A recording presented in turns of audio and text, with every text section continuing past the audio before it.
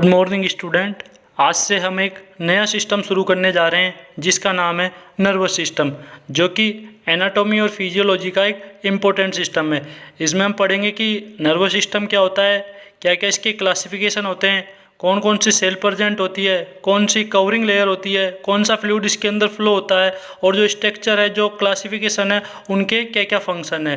तो शुरू करते हैं। नर्वस सिस्टम क्या होता है? नर्वस सिस्टम जो बॉडी का एक रेगुलेटरी सिस्टम होता है। नर्वस सिस्टम और एंडोक्राइन सिस्टम दो ऐसे मेजर सिस्टम होते हैं जो कि बॉडी के अंदर रेगुलेशन का कार्य करते हैं, और दोनों both are specialise to make proper response to stimuli, और दोनों बने होते हैं किसी भी स्टिमुलाई का प्रॉपर रिस्पॉन्स देने के लिए। ठीक है, एंडोक्राइन सिस्टम और नर्वस सिस्टम दोनों किसी भी स्टिमुलाई का रिस्पॉन्स देने के लिए बने होते हैं, बट दोनों में डिफरेंस ये होता है कि नर्वस सिस्टम जो है वो एंडोक्राइन सिस्टम की तुलना में अधिक या फास्टली कार्य करता है। आगे चलते हैं। Nervous system is the master controlling and communicating system of the body. Nervous system क्या है? मास्टर होता है। क्यों? क्योंकि ये कंट्रोल करने का और कम्युनिकेट करने का कार्य करता है बॉडी के अंदर। बॉडी के अंदर जो भी एक्टिविटी या जो भी फंक्शन होंगे उसको कंट्रोल कम्युनिकेट करने का कार्य कौन करेगा? Nervous system. इसलिए इसको मास्टर कहा जाता है बॉडी का। नर्वस सिस्टम जो है वो कंसिस्ट होता है नर्व टिश्यू में और नर्व सेल में। नर्वस जो सिस्टम है वो कंसिस्ट हो रहा है किस किस उसमें बटा डिवाइड हो रहा है? नर्व टिश्यू और नर्व सेल के बीच में। आगे एक टर्मिनोलॉजी की बात करते हैं, न्यूरोलॉजी। न्यूरोलॉजी क्या होती है? न्यूरोलॉजी इज द साइंस, एक साइंस है जिसके अंदर किसकी स्टडी करते हैं? जिसके अंदर नर्व टिश्यू और इसके फंक्शन की स्टडी करते हैं। Neurology is the science in which study of the nervous tissue and its function. वो साइंस जिसके अंदर नर्वस टिश्यू और उसके फंक्शन की स्टडी की जाती है उसको न्यूरोलॉजी कहा जाता है। आगे बात करते हैं बेसिक फंक्शन की नर्वस सिस्टम के। नर्वस सिस्टम के बेसिक फंक्शन कितने होते हैं? It has 3 basic function. Nervous system के 3 बेसिक फंक्शन होते हैं। पहला होता है सेंसरी फंक्शन, दूसरा होता है इंटीग्रेटिव फंक्शन, तीसरा होता है मोटार फंक्शन। अगर सेंसरी फंक्शन की बात करें तो सेंसरी फंक्शन क्या होते हैं? The sensory function of the nervous system involve collecting information from sensory receptor and sending information toward the brain. जो सेंसरी जो फंक्शन होते हैं वो कहाँ से इन्फॉर्मेशन प्राप्त करते हैं? सेंसरी रिसेप्टर से, और उस इन्फॉर्मेशन को कहाँ पर भेजने का कार्य करते हैं? ब्रेन के पास में। जो सेंसरी फंक्शन है वो सेंसरी रिसेप्टर से इन्फॉर्मेशन को कलेक्ट करते हैं और उसको ब्रेन के पास में भेजने का कार्य करते हैं, और जो इन्फॉर्मेशन गैदर की जाती है सेंसरी फंक्शन के द्वारा उसको सेंसरी इनपुट कहा जाता है। अगर आगे बात करें इंटीग्रेटिव फंक्शन की, तो इंटीग्रेटिव फंक्शन क्या करता है? ये रिसीव करता है सेंसरी मैसेज को। जो सेंसरी फंक्शन ने जो इन्फॉर्मेशन दी है उसको रिसीव करेगा, और जो मैसेज है उसको डिकोड करेगा कि कौन से टाइप का मैसेज आया है, और उसके ऊपर फिर डिसीजन बनाएगा। ये कार्य कौन करता है? ये करता है इंटीग्रेटिव फंक्शन। क्या कर रहा है? रिसीव कर रहा है सेंसरी मैसेज को, और उस मैसेज को फिर डिकोड करने का कार्य कर रहा है, और फिर उसके ऊपर डिसीजन बनाने का कार्य कौन कर रहा है? Integrative function. आगे बात करते हैं मोटार फंक्शन की। मोटार फंक्शन क्या कार्य करता है? जो इंटीग्रेटिव फंक्शन ने जो डिसीजन बनाया है उसको रिसीव करेगा, और उसको रिसीव करने के बाद में जिस प्लेस पर या जिस जगह पर उस मैसेज को पहुंचाना है वहां पर उसको पहुंचाएगा। ठीक है, तो सेंसरी फंक्शन क्या कार्य कर रहा है? जो इंफॉर्मेशन या जो मैसेज है उसको कहाँ पर लेकर आ रहा है? ब्रेन के पास में। ब्रेन के पास में जो मैसेज आया उसको डिकोड कौन कर रहा है? Integrative function. फिर इंटीग्रेटिव क्या कार्य कर रहा है? इंटीग्रेटिव के बाद में जो मैसेज या डिसीजन बना है उसको वापस उस प्लेस पर पहुंचाने का कार्य कौन कर रहा है? Motor function. तो तीनों के क्लियर। इसको एक एग्जाम्पल से और समझते हैं। जब हम ड्राइविंग करते हैं तो जैसे ड्राइविंग करते हैं सामने रेड लाइट देखते हैं, रेड लाइट देखी तो एकदम से सेंसरी इनपुट ने मैसेज किया ब्रेन के पास में। ठीक है, तो when we are driving see a red light add, यदि हम ड्राइविंग कर रहे हैं और एकदम से रेड लाइट देखते हैं तो सेंसरी इनपुट मैसेज करेगा किसके पास में? ब्रेन के पास में। ब्रेन के पास से मैसेज अब इंटीग्रेटिव जो फंक्शन है वो एक्टिवेट होगा, और रेड लाइट का मतलब वो बताएगा ब्रेन को कि रेड लाइट का मीन्स है स्टॉप होना है, यानी कि गाड़ी को रोकना है। जैसे ही ब्रेन को मैसेज मिला स्टॉप होना है तो ब्रेन ने वापस मैसेज किया कि अब मैसेज कहाँ पर जाएगा? ब्रेक की तरफ, पैरों की ओर। तो मैसेज ले जाने का कार्य कौन करेगा? Motor function. मोटार फंक्शन जो है वो ब्रेक की तरफ यानी कि पैरों की तरफ मैसेज लेकर जाएगा कि आप ब्रेक लगाइए, गाड़ी को रोकना है। तो ये इसका एग्जाम्पल हुआ और ये इसके बेसिक फंक्शन हुए। अब चलते हैं अपन जो नर्वस सिस्टम है उसके क्लासिफिकेशन की तरफ कि नर्वस सिस्टम के कौन कौन से क्लासिफिकेशन होते हैं। अगर नर्वस सिस्टम के क्लासिफिकेशन की बात करें तो नर्वस सिस्टम दो टाइप का होता है। पहला होता है सेंट्रल नर्वस सिस्टम, दूसरा होता है पेरिफेरल नर्वस सिस्टम। तो नर्वस सिस्टम कितने पार्ट में डिवाइड होता है? दो पार्ट में। पहला कौन सा? सेंट्रल नर्वस सिस्टम, दूसरा पेरिफेरल नर्वस सिस्टम। अब बात करते हैं सेंट्रल नर्वस सिस्टम की। अगर सेंट्रल नर्वस सिस्टम की बात करें तो सेंट्रल नर्वस सिस्टम दो पार्ट में डिवाइड होता है। एक होता है ब्रेन, दूसरा होता है spinal cord. Central nervous system कितने पार्ट में डिवाइड हुआ? अब दो पार्ट में। कौन कौन से में? एक हुआ ब्रेन, दूसरा स्पाइनल कॉर्ड। अब बात करते हैं पेरिफेरल नर्वस सिस्टम की। पेरिफेरल नर्वस सिस्टम जो है वो दो पार्ट में डिवाइड होगा। पेरिफेरल नर्वस सिस्टम कौन कौन से दो पार्ट में डिवाइड होगा? एक होगा सोमेटिक नर्वस सिस्टम में और दूसरा होगा ऑटोनोमिक नर्वस सिस्टम में। ठीक है, तो पेरिफेरल नर्वस सिस्टम कितने पार्ट में डिवाइड होगा? दो पार्ट में। कौन कौन से में? सोमेटिक नर्वस सिस्टम और ऑटोनोमिक नर्वस सिस्टम। अब बात करते हैं सोमेटिक नर्वस सिस्टम फिर से दो पार्ट में डिवाइड होगा। कौन कौन से में? स्पाइनल नर्व में और क्रेनियल नर्व में। अगर बॉडी में स्पाइनल नर्व के बारे में बताया जाए तो जो बॉडी के अंदर है स्पाइनल नर्व 31 पेयर्स के रूप में होती है। 31 पेयर्स में जो सर्वाइकल है वो 8 पेयर्स में होती है, थोरेसिक जो है वो 12 पेयर में होती है, लंबार जो है वो 5 पेयर में होती है, सेक्रल जो है वो 5 पेयर में होती है और कोसिक जो है वो 1 पेयर में होती है। वैसे ही अगर क्रेनियल नर्व के बारे में बताया जाए तो क्रेनियल नर्व जो है वो 12 पेयर्स में होती है, जो कि आगे अपन लाइन वाइज पढ़ेंगे। अगर बात करें ऑटोनोमिक नर्वस सिस्टम की तो ऑटोनोमिक नर्वस सिस्टम फिर से दो पार्ट में डिवाइड होगा। ऑटोनोमिक नर्वस सिस्टम कौन कौन से पार्ट में डिवाइड होगा? एक होगा सिंपैथेटिक नर्वस सिस्टम, दूसरा पैरासिम्पैथेटिक नर्वस सिस्टम। सिंपैथेटिक अगर नर्वस सिस्टम की बात करें तो ये फाइट और फ्लाइट का जो रेस्पॉन्स है उसके लिए रेस्पॉन्सिबल होता है, और पैरासिम्पैथेटिक अगर नर्वस सिस्टम की बात करें तो ये रेस्ट एंड पीस के लिए रेस्पॉन्सिबल होता है। तो सिंपैथेटिक किसके लिए? फाइट एंड फ्लाइट, जो करो या मरो वाली जो स्थिति होती है उसमें कौन सा सिस्टम एक्टिवेट हो जाएगा? सिंपैथेटिक। और जो रेस्ट और पीस वाली जो कंडीशन है उसमें कौन सा? पैरासिम्पैथेटिक। अब आते हैं अपन सेल की तरफ कि नर्वस सिस्टम के अंदर कौन कौन से सेल पाई जाती है। तो बात करें नर्वस सिस्टम में 2 टाइप्स की सेल पाई जाती है नर्वस सिस्टम के अंदर। पहली होती है न्यूरोग्लियल सेल और दूसरी होती है न्यूरॉन सेल। अगर न्यूरोग्लियल सेल की बात करें तो ये सपोर्टिव सेल होती है, ओनली सपोर्ट का कार्य करती है, कोई भी फंक्शन नहीं करती, ओनली सपोर्ट का कार्य करेगी। तो सपोर्टिव सेल की अगर बात करें नर्वस सिस्टम की तो कौन सी हुई? Neuroglial cell. अब बात करते हैं न्यूरॉन सेल। जो फंक्शनल सेल है या फंक्शनल यूनिट नर्वस सिस्टम की वो कौन होती है? Neuron cell. जो न्यूरॉन सेल है वो फंक्शनल यूनिट कहलाती है नर्वस सिस्टम की। अब बात करते हैं न्यूरोग्लियल सेल, जो कि एक इम्पोर्टेंट टॉपिक है, एग्जाम में आने के चांस है। तो न्यूरोग्लियल सेल के बारे में, न्यूरोग्लियल सेल जो है वो सपोर्टिव सेल होती है नर्वस सिस्टम की। These are the supportive cell of the nervous system. Nervous system की कैसी सेल होती है? ये सपोर्टिव सेल होती है।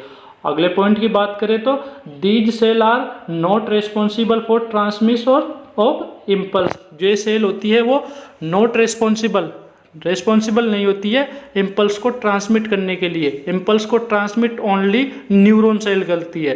न्यूरोग्लियल सेल इम्पल्स को ट्रांसमिट करने में कोई भी हिस्सेदारी नहीं लेती है। अगले पॉइंट की अगर बात करें तो neuroglial cell has centrosome. Neuroglial cell के अंदर सेंट्रोसोम पाए जाते हैं, जिसके कारण इसमें सेल डिवीजन होता है। अगर न्यूरॉन सेल की बात करें तो न्यूरॉन सेल में सेंट्रोसोम अनुपस्थित होता है, एब्सेंट होता है, जिसके कारण न्यूरॉन सेल के अंदर सेल डिवीजन नहीं होता, जिससे अगर एक बार न्यूरॉन सेल डैमेज हो जाए तो दोबारा नहीं बन पाती। लेकिन अगर न्यूरोग्लियल सेल की बात करें तो इसमें सेंट्रोसोम पाया जाता है, और सेंट्रोसोम के कारण अगर ये एक बार डिस्ट्रॉय हो गई तो दोबारा बन जाएंगी। लेकिन न्यूरोग्लियल सेल के अंदर सेंट्रोसोम एब्सेंट होता है। अगले पॉइंट की अगर बात करें तो all the brain tumour occurs due to excessive growth of neuroglial cell. जितने भी ब्रेन के ट्यूमर होंगे, ब्रेन के अंदर जो ट्यूमर होंगे, उसके लिए कौन सा रिस्पॉन्सिबल होगा? न्यूरोग्लियल सेल की एक्सेसिव ग्रोथ। एक न्यूरोग्लियल सेल में एक्सेसिव ग्रोथ होगी तब जाकर ही ब्रेन ट्यूमर देखने को मिलेगी। अगले उसकी बात करें अगर तो टाइप की न्यूरोग्लियल सेल कितने टाइप की होती है? टोटल 6 टाइप की जो न्यूरोग्लियल सेल है वो नर्वस सिस्टम के अंदर प्रेजेंट होती है। अब बात करें 6 टाइप की कौन कौन सी। अगर न्यूरोग्लियल सेल के टाइप की बात करें तो सेंट्रल नर्वस सिस्टम में 4 टाइप की न्यूरोग्लियल सेल प्रेजेंट होती है, और पेरिफेरल नर्वस सिस्टम की अगर बात करें तो पेरिफेरल नर्वस सिस्टम में 2 टाइप की न्यूरोग्लियल सेल प्रेजेंट होती है। अब सेंट्रल नर्वस सिस्टम में कौन कौन सी 4 टाइप की न्यूरोग्लियल सेल प्रेजेंट होती है, तो पहली जो होती है वो होती है एस्ट्रोसाइट सेल, दूसरे की अगर बात करें तो ओलिगोडेंड्रोसाइट सेल, तीसरे की अगर बात करें तो एपेंडाइमल सेल, और चौथे नंबर की होती है माइक्रोग्लियल सेल। तो सेंट्रल नर्वस सिस्टम में कौन कौन सी न्यूरोग्लियल सेल पाई जाएगी, पहली पाई जाएगी एस्ट्रोसाइट सेल, दूसरे की बात करें तो ओलिगोडेंड्रोसाइट सेल, तीसरे को एपेंडाइमल सेल, अगर चौथे की बात करें तो माइक्रोग्लियल सेल।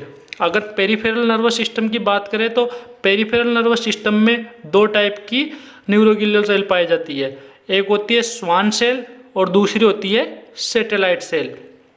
अब बारी बारी से इनके बारे में पढ़ेंगे कि कौन कौन से इनके फंक्शन होते हैं। तो सबसे पहले बात करें एस्ट्रोसाइट सेल की, तो एस्ट्रोसाइट सेल का पहला पॉइंट है it is the largest neuroglial cell. ये जो न्यूरोग्लियल सेल, जो 6 न्यूरोग्लियल सेल है उनमें सबसे लार्जेस्ट होती है। दूसरे पॉइंट की बात करें तो इट इज स्टार शेप्ड, ये इसकी शेप कैसी होती है, स्टार, चांद की जैसी होती है, स्टार शेप्ड होती है।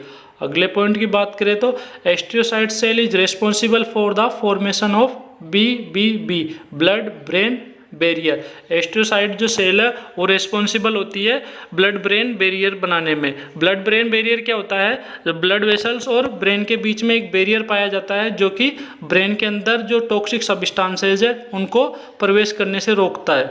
ठीक है, तो ब्रेन के पास में एक बैरियर पाया जाएगा जो कि ब्लड के द्वारा जो टॉक्सिक सब्सटेंस आ रहे हैं, जैसे कोई थेरेपी की कोई ड्रग्स हुई, उसको जाने से, ब्रेन के अंदर जाने से रोकेगा।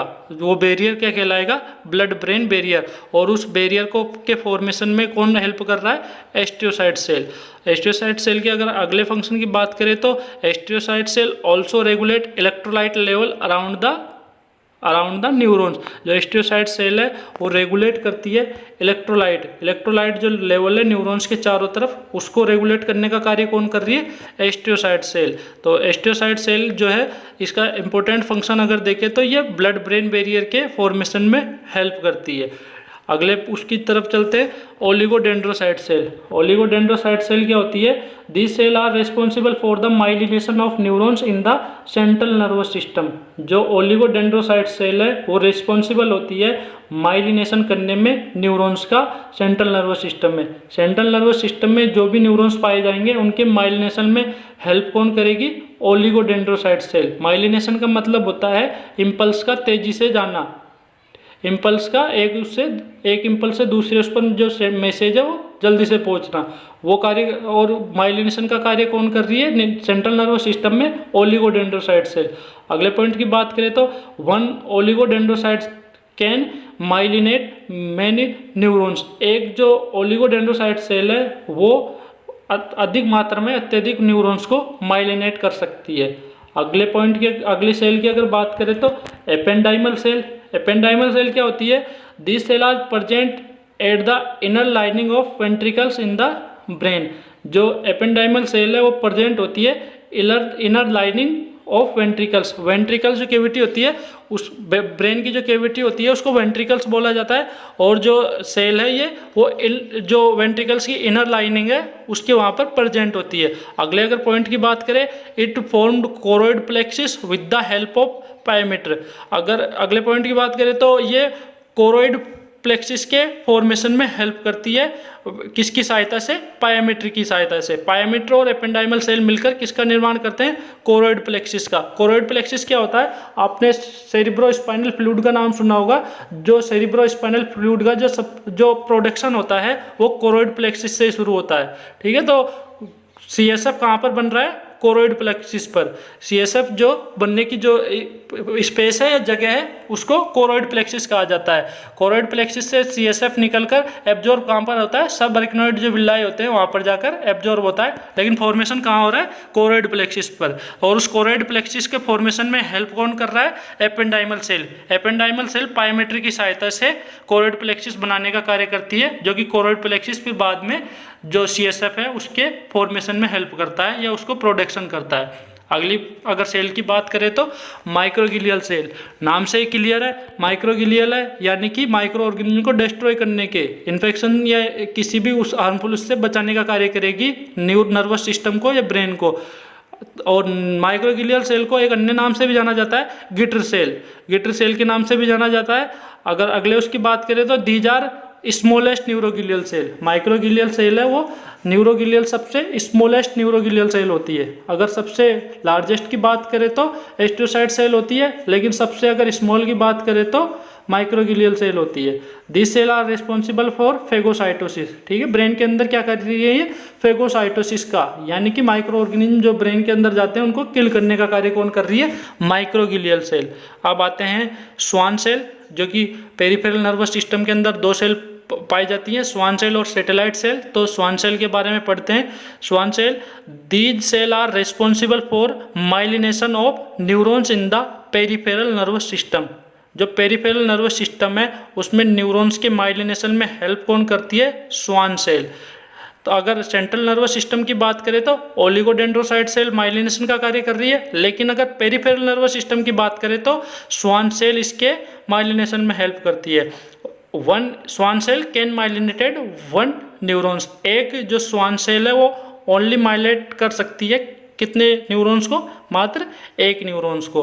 अब आते हैं अपन सैटेलाइट सेल पर। सैटेलाइट सेल क्या होती है, ओनली सपोर्टिंग सेल होती है और मेंटेन रखती है, it maintain the concentration of electrolyte. ये ब्रेन के अंदर या नर्वस सिस्टम के जो पार्ट्स हैं उनके इलेक्ट्रोलाइट को क्या करती है, मेंटेन रखती है और हेल्प करती है to regulate the external chemical environment. जो एक्सटर्नल केमिकल इन्वायरमेंट है उसको रेगुलेट करने में हेल्प करती है। तो ये हुआ आपका माइक्रोगिलियल सेल। अगले जो लेक्चर है उसमें अपन पढ़ेंगे न्यूरॉन सेल। तो थैंक यू।